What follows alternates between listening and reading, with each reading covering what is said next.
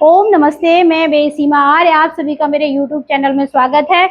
आज मैं जो है ऐसा नाइन्थ क्लास की एसएसटी का थर्ड पोर्शन लोकतांत्रिक राजनीति का जो थर्ड चैप्टर है चुनावी राजनीति, इसे समझाऊंगी। देखिए बेटा, चुनावी राजनीति से क्या मतलब है? जहाँ चुनाव होते हो, जहाँ राजनीतिक पदों के लिए चुनाव होते हो, यही तो हो गया इसका सामान्य अर्थ। तो भारत कैसा देश है? लोकतांत्रिक देश है। लोकतंत्र के लिए चुनाव अपरिहार्य है, आवश्यक है। जब तक जनता को अपने मनपसंद के प्रतिनिधि चुनने का जहां अधिकार नहीं होगा, वहां लोकतंत्र का कोई फायदा नहीं होगा। तो भारत में लोकतांत्रिक राजनीति अपनाई गई है या लोकतांत्रिक शासन व्यवस्था अपनाई गई है, तो ऐसे में चुनाव बहुत आवश्यक है। इसको हम देख सकते हैं। देखिए, चुनावी राजनीति, भारत में चुनाव आयोग करता है। तो प्रश्न आ जाता है कि भारत में चुनाव कौन करता है? तो आपको एक शब्द याद करना है, चुनाव आयोग करता है। ठीक है, करता है। इसकी स्थापना कब हुई? 1950 में हुई। इसे आप याद रखेंगे।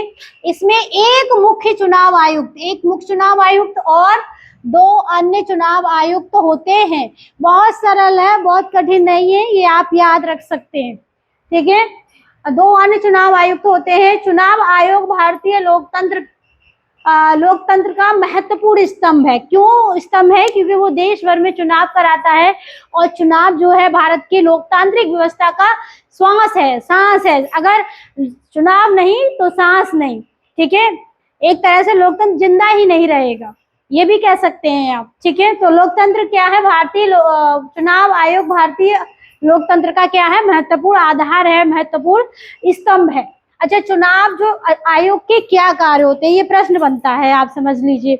इससे आपको अब ये है कि आप बहुत सारे पेजेस पढ़ने की अपेक्षा मैं आपको सटीक चीजें बता रही हूँ जो आपको उस चैप्टर से संबंधित पता होनी चाहिए।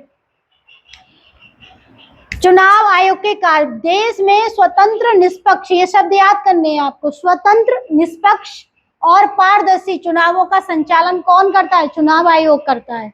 ठीक है, दूसरा कार्य क्या है? चुनाव आयोग लोकसभा, राज्यसभा, राष्ट्रपति, उपराष्ट्रपति तथा राज्य विधानसभाओं के चुनावों का प्रबंध करता है। क्या करता है? चुनावों का प्रबंध करता है।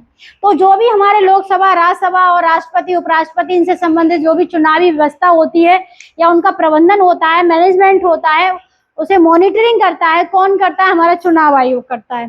ठीक है, ये उसका दूसरा कार्य है। तीसरा देखिए, मतदाता सूची का तैयार करना। मतदाता सूची क्या होती है बच्चों? आप अभी 18 साल के नहीं, पर जो भी 18 साल पूरी कर चुका होता है, वो मतदान करने का अधिकारी होता है। ठीक है, तो मतदाता सूची क्या होती है? आप लोगों ने देखा होगा, आपके मम्मी पापा वोट डालने के लिए जाते हैं तो एक पहचान पत्र होता है उनके पास। ठीक है, पहचान पत्र भी होता है, उसके आधार पर एक मतदाता सूची आती है बनके। तो वो पर्ची ले जाते हैं, दिखाते हैं, जहाँ वोट डाले जा रहे होते हैं, तो वहां वो दिखाएंगे अपना नाम और वो आईडी जो प्रूफ होता है वो। तो वो उस लिस्ट में उनका नाम देख करके क्या कराते हैं? अंगूठा लगवा लेते हैं, साइन करा लेते हैं, जो भी है। ठीक है, टिक लगा देते हैं, उस पर टिक लगा देते हैं कि जाइए आप वोट डालिएगा। इसका मतलब है मतदाता सूची में उनका नाम है। तो ये मतदाता सूची कौन तैयार कराता है? चुनाव आयोग कराता है। तीसरा काम है, आप याद रखिएगा इसको। चौथा, राजनीतिक दलों को मान्यता प्रदान करना। आप देश में 5 राष्ट्रीय राजनीतिक दल हैं मान्यता प्राप्त। ठीक है, वैसे तो और भी 1-2 हैं, मगर मान्यता प्राप्त 5 राष्ट्रीय राजनीतिक दल हैं, और राज्यों में अलग अलग दल हैं, बहुत सारे दल हैं। ठीक है, और उसके बाद क्षेत्रीय राजनीतिक दल भी है। मगर जो दलों को मान्यता प्रदान की जाती है, तो वो काम कौन करता है? चुनाव आयोग।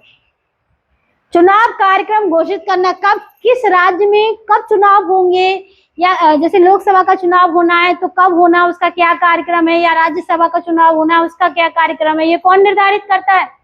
चुनाव आयोग करता है। मतदान और मतगणना की प्रक्रिया को निष्पक्ष व पारदर्शी, देश भर में जो चुनाव है निष्पक्ष तरीके से हो सके, पारदर्शी तरीके से हो सके, ये व्यवस्था कौन करता है? हमारा चुनाव आयोग करता है। ठीक है, तो इस तरीके से चुनाव आयोग के ये मैंने 5-6 कार्य लिखे हैं, बहुत सरल भाषा में लिखे हैं। आप लोग इन्हें याद कर सकते हैं, आप कर लीजिए, ये क्वेश्चन इंपॉर्टेंट है और ये आपके सिलेबस से संबंधित है। तो आपको पूरी किताब मैंने पढ़ाई, आपकी नॉलेज के लिए अच्छा है, मगर कुछ चीजें हमें अपने दिमाग में रखनी पड़ती है, तो सटीक ही रखी जा सकती है। इसी का मैंने एक क्वेश्चन बना दिया है, आप इसे याद कर ले। चुनावों की आवश्यकता क्यों, ये प्रश्न बहुत अच्छा है और एनसीईआरटी का प्रश्न है, ये एनसीईआरटी में है, हमें चुनावों की आवश्यकता क्यों होती है। ठीक है, तो देखिए लोकतंत्र को चलाने के लिए चुनाव क्या है, आवश्यक और अपरिहार्य है। आप एक लाइन में लिख सकते हैं, नंबर मिलेंगे आपको इसके। ठीक है, जनता की सहभागिता को बढ़ाने के लिए चुनाव क्यों आवश्यक है, जिससे कि जनता अधिक से अधिक राजनीतिक क्रियाकलापों में उसकी सहभागिता बढ़ सके, इसके लिए चुनाव आवश्यक है। तीसरा, जनता स्वयं शासन नहीं कर सकती है, इसीलिए अपने प्रतिनिधियों का चुनाव करती है, इसीलिए चुनाव आवश्यक है।